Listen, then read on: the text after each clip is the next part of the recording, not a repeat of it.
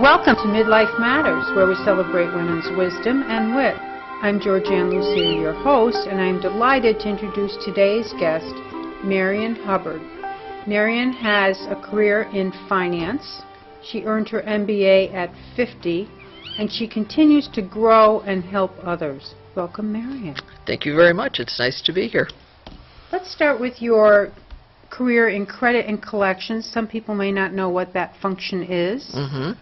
I was in corporate credit and collections, which is for 40 years in total, and I was in management for 25 years. And what that is one business sells goods, products, or services to another business. So the collections that were being done from one business to another, as opposed to like credit card collections where you're collecting from people. In a nutshell, it's vital to the companies that you work for because you need to get paid in order to run the business. And you work for places like Unilever, OCI Chemical, and tell us about the time when you were able to get support for your MBA. Oh, that's interesting. I was working for OCI at the time, and that company had a little bit of flux going on, and I had looked at some courses, and I saw that UNH was having a program in Shelton, which is where I lived, which is where OCI was. And you could meet once a week on Saturday and complete the course over the course of 24 months, complete your degree. So I'm looking at that, and I'm considering that. I'm thinking maybe it's time to look for another credential as, life goes on. And so I went into my manager to make sure that he would be supportive of it, which is kind of touchy because he was a 3-time loser in MBA programs. So I wasn't too sure how receptive George would be to that. He said, well, he would support me going back to school and, doing that. I said, okay. And he wanted to know why did I want to do that. So I said to him, I didn't want to be 55 years old and be looking for another job and not have an additional credential. So he said to me, well, I would have to speak to the president of the division to get approval. And I said, that's not a problem because I plan to ask him for a letter of reference anyway. So we were upfront with that he knew that I was going to go to Chris. So I set up the appointment with Chris, and I'm explaining the program to Chris, and he says, I think that could be great, and it could be a good thing for you. And I explained to him that the classes meet on Saturday. And at the time, there were 2 guys that the company was paying for who were in MBA programs who had to take a day off every week in order to do this. So you were losing time, plus they're paying tuition. So I explained to him that, the classes meet on Saturday. This way, if I needed to travel on business, I could do that with no problem.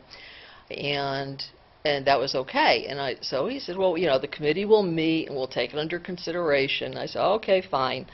And so I said to him, I just have one question before we conclude, which is that Jeff is 38, and he's out of work 1 day a week to get the MBA, and you're paying for him. And Greg is 42, and you're doing the same thing. He's got a day off every week to go to school, plus you're paying his tuition.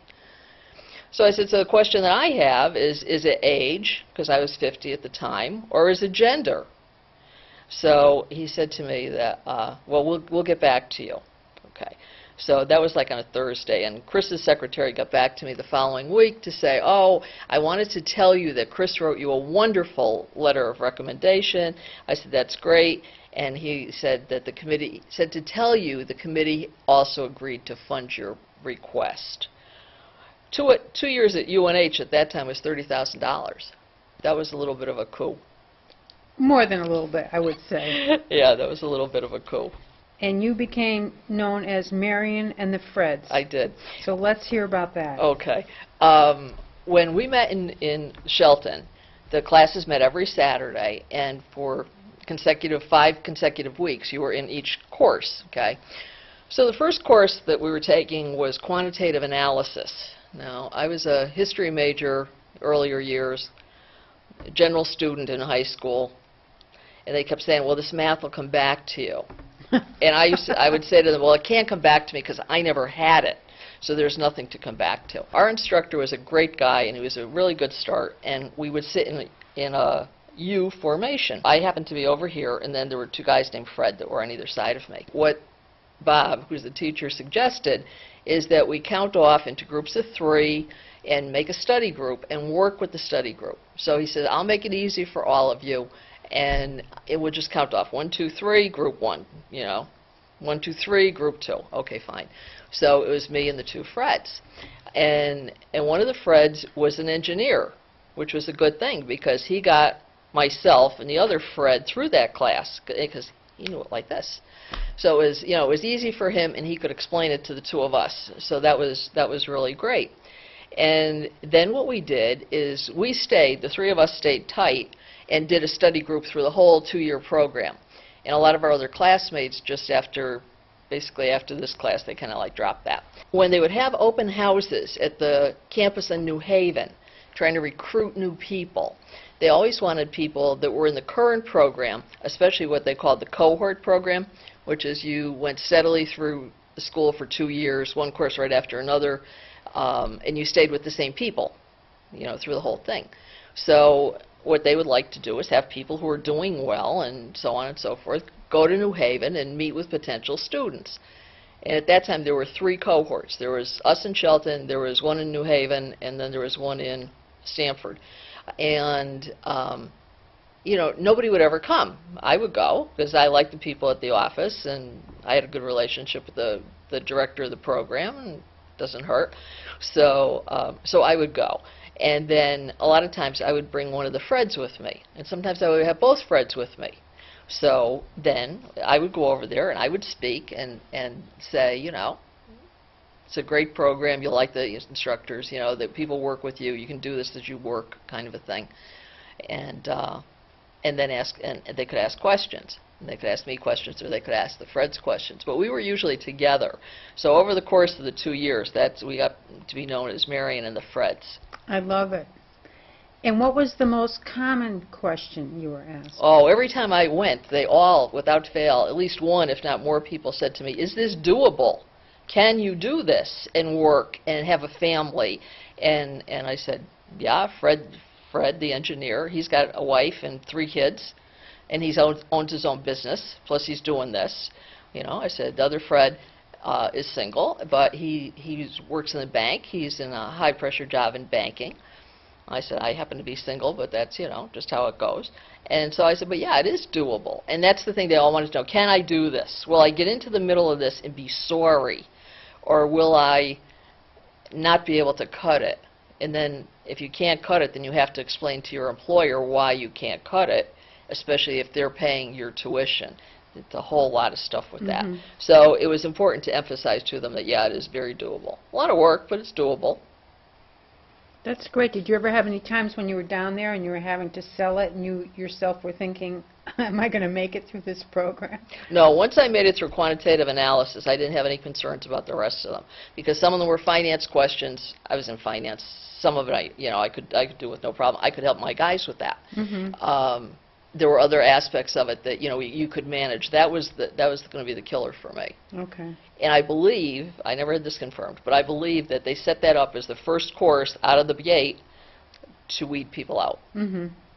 Because it did weed people out. We lost people out of our cohort and other cohorts the same way.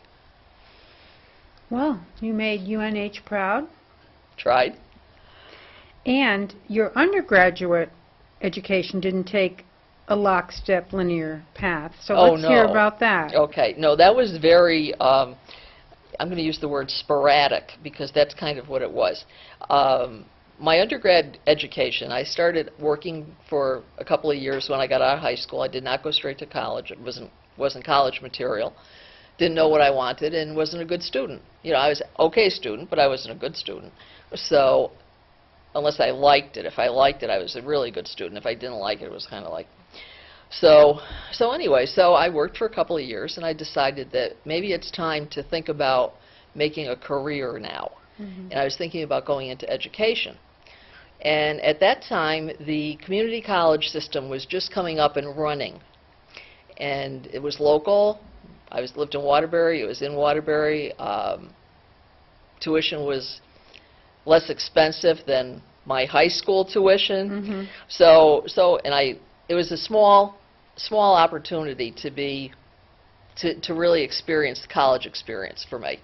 So that was good. So I did that for 2 years. One of my guidance counselors had said to me, you know, I know you're thinking you're going to transfer and that everything's going to be fine, but you really need to matriculate here. In other words, you need to finish your 2-year degree here, because then you have a credential. And he said, let's say, you know, you don't go on to another college, you know, life goes on, it doesn't happen.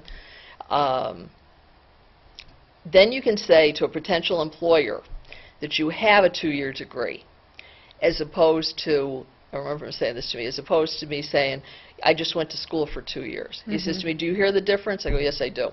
And so it was important, you know, to do that. So I finished my degree at Mattituck, now Naugatuck Valley, transferred to Western Connecticut State, under the assumption, should never assume, but under the assumption that most of my credits, I had a 2-year degree. I believed that they were going to transfer. I got over there and I found out that probably half of them weren't going to transfer. So you're starting all over again, and you're doing that whole routine. And then after another year at Western, at that point I was like a second semester sophomore, I decided that I had enough of that, and I dropped out and went to work full time. So in the 80s, early 80s, I decided it was past time for me to finish my degree. So this is from like 72. So it's like 8 years later I decided I need to finish. And I was able to transfer to the University of Bridgeport. And they were willing to take a lot of my credits. So I went in there with only a year's worth of credits needed to be completed. Oh. So I was able to complete the year's worth of credits and graduate from UB in 1982. And at that point I was thinking about going to law school, because UB still had a law school at that point. So, but then I decided I wasn't going to do that, and I just continued to work and build my career that way.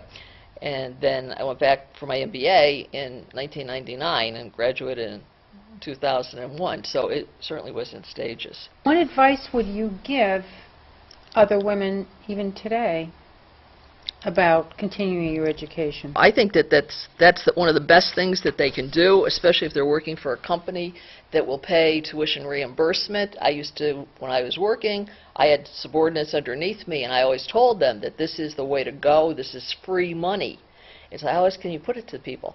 All you have to invest is your time and your energy, and if the company is paying for it, and a lot of times the company was very, now we're going back, 20 years, the company was more flexible in terms of payment, but that's a great thing. And I also told them that I had older women who were working for me at one point in time, and what I said to them is, you need to look at the community colleges.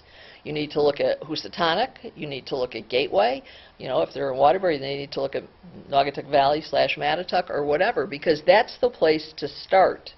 And it gives them a good base to get off and running.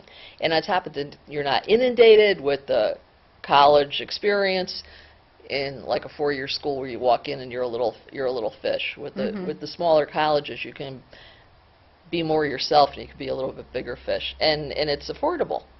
So yeah, I always recommended that they do that. Switching topics a little, how did caregiving fit with your world of work? Well, it didn't really play much of a part until in 2007, one of my aunts died, my last aunt died, and I noticed that my dad was beginning to need a little bit more of attention. There was nothing wrong with him. He was physically, he was in good health, not a problem. And I was living in Shelton, and he was living in Waterbury, and I wanted him to move to the condo, and he wouldn't do that. Why would I want to move to Shelton when I can live in Waterbury? I said, okay. So I gave that some additional thought, and I said, all right, well, if I move back to Waterbury, if I sell the condo, buy a house in Waterbury, move back in, will you move in? Yes. So I said, okay, fine. So in 2007, that's what I did, and sold the condo, bought the house in Waterbury, we moved him in. I continued to work, that was fine, and he was enjoying living there, and that was good. In 2008, in June of 2008, I just switched jobs that February to a new company, and he had a stroke. So, and it was pretty, I thought it was a pretty major one, but I guess it wasn't. But anyway, I happened to come home. I just got home, and he was talking gibberish. I said to him, I think you're having a stroke. You're going to the hospital whether you want to go or not. It's too bad. So I called the ambulance, and they came, and we got him in there within what they called the golden hour, so that they could do the clot busters and so on and so forth. But he was going to need to go to rehab. So I said, okay, and they said to me, in the rehab place, you need to be prepared for the fact that this can be a permanent placement. So, okay. So I'm still working, you know, working full-time and stopping at the convalescent home on the way home and go back the next day and do the same thing all over again. Every 3 weeks you had to meet. It was like a parent-pupil meeting. Right. Okay. I would go into that, and then, you know, every time I went, every 3 weeks, they would say, he's doing much better, and he's really coming back. And because when he was first there, he was out to lunch. Mm-hmm.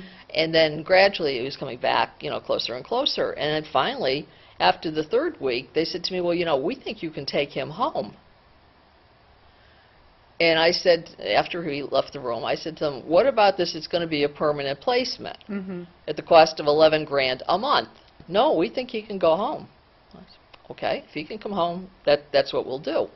So I go home, and I'm thinking about it, and so I said to my boss the next day, I went in on a Thursday, that was on a Wednesday, I went in on a Thursday and talked to John, and I said to him, you know, I need to talk to you about FMLA.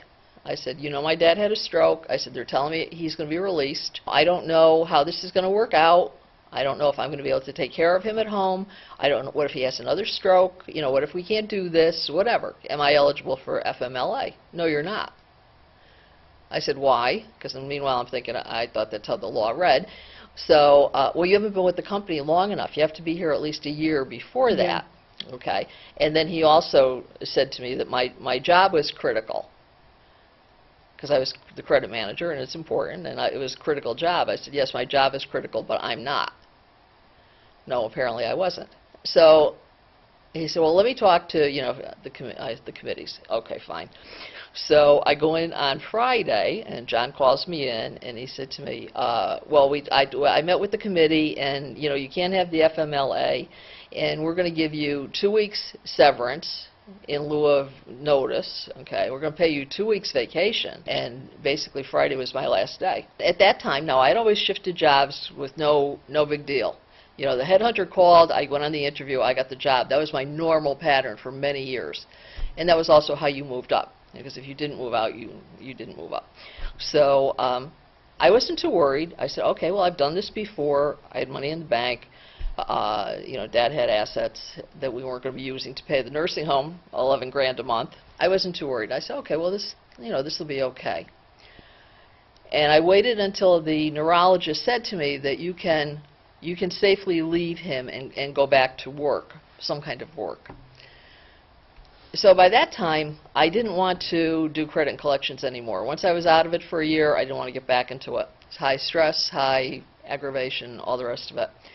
And I didn't want that high level of a job because I was still caring for Dad, which to me it was important. At that point, I said I need to find something else to do, and I wound up working at a local nonprofit. With me. With you. With me. For just about a year. And Dad died. I started back there in 2009.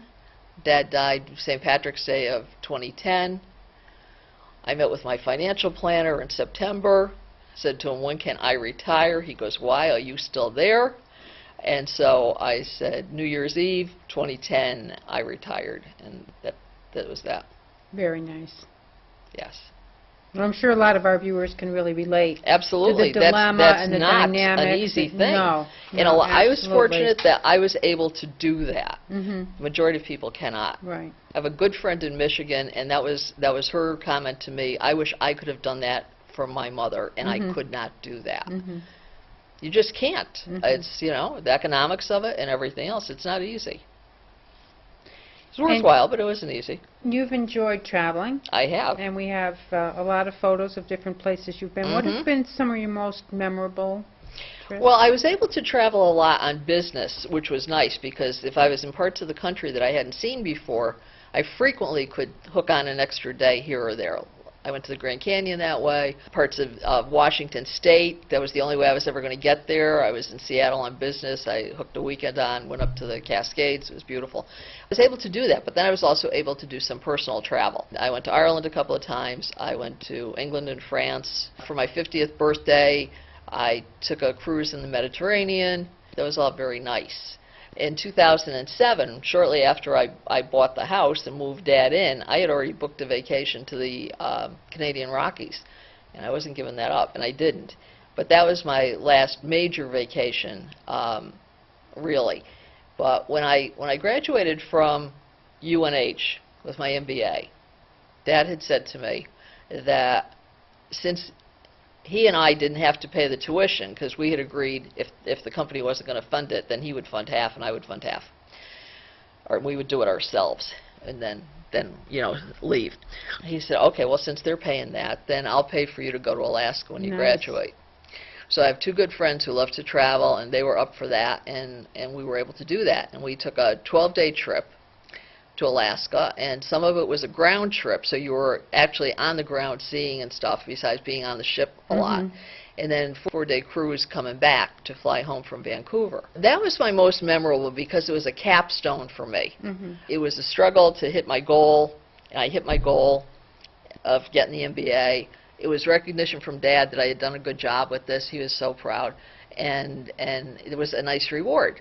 And I remember telling people at work that, yeah, for my graduation present, I go, what are you doing for graduation? I go, oh, for graduation, I'm going to Alaska. Nice.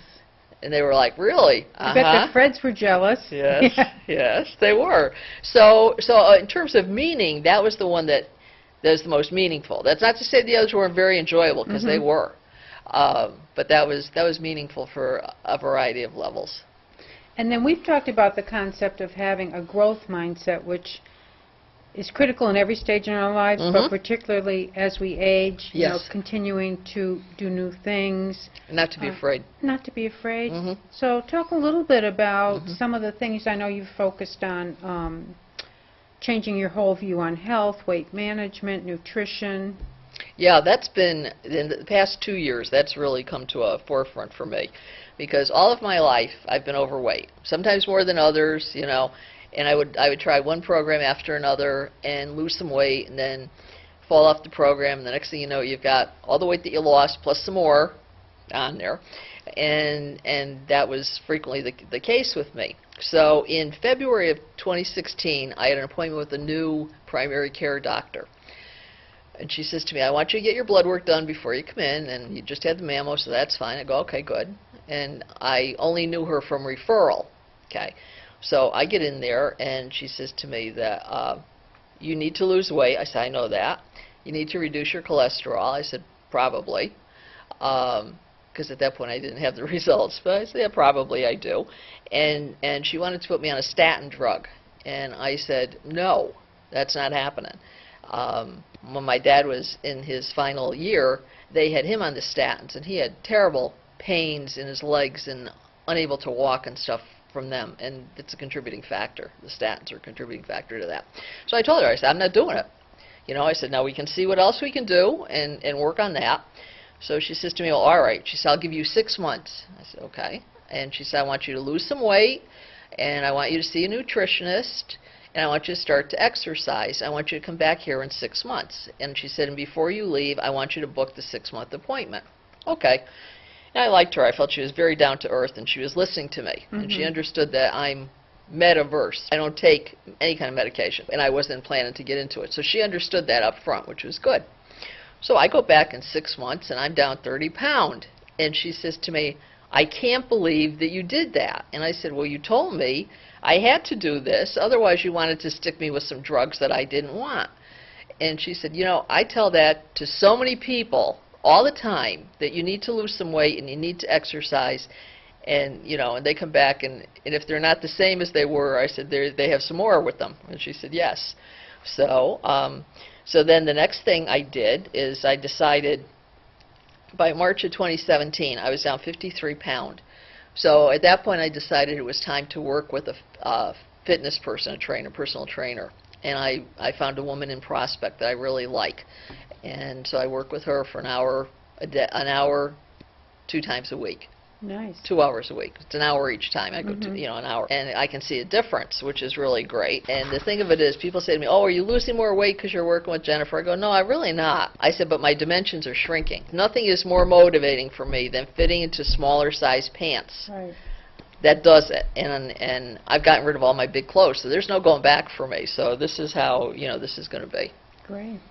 Let's talk a little bit about your companions in retirement and your faith work. Retirement has been good. I really find that enjoyable, especially Sunday nights when you don't get the stomach ache that you're going back to work the next day.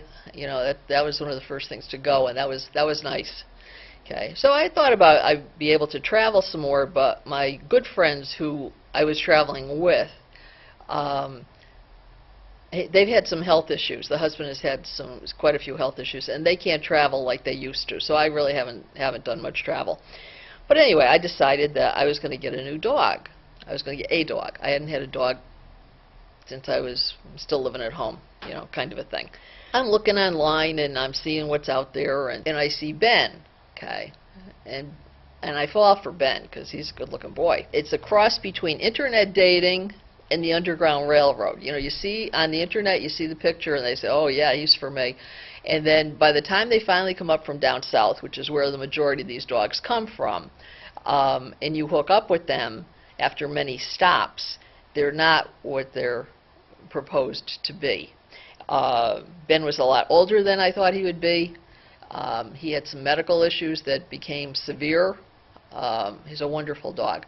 And he was good for me in a lot of ways.